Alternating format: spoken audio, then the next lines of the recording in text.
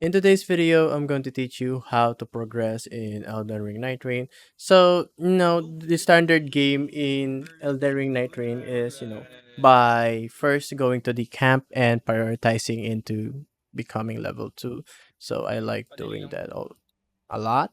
So, get to level 2, you get double the stats.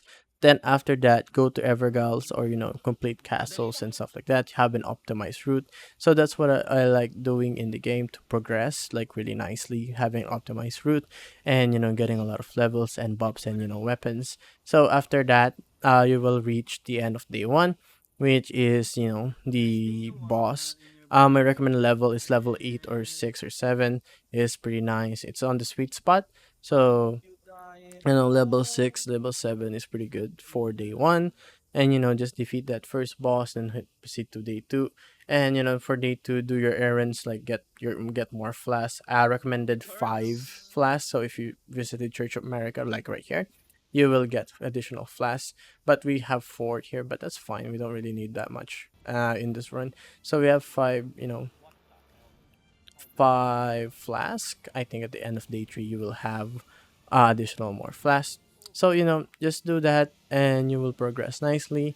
Then you will head to the boss. So when you go to the boss, it's like up to you to learn the patterns and how to defeat them. So recommended level is 15, but 13 or 12 is good enough for the boss, and you can defeat them easily with that build. So, just keep playing the game and, get good relics by doing remembrance also. So, if you do remembrance, you will get good relics that will help you traverse the game but will not carry you to the game. So, they're just like more, relics, the way we use them. So, relics are just like a good buff, but it's not a game breaking buff. Like, it will like not change the game. It's just like make the game more fun because you're a bit buff in this specific area on that specific character. That it's just like a roguelike loop. You keep battling until you get good drops, and the more you play, the more you get stronger. So that's how the game just progresses.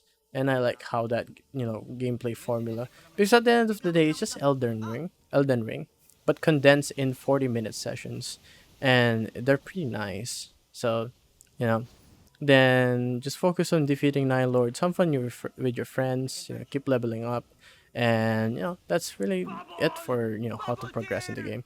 If you guys like this video, be sure to like and subscribe to the channel and turn on notification. As always, I will see you guys on the next video. Bye bye.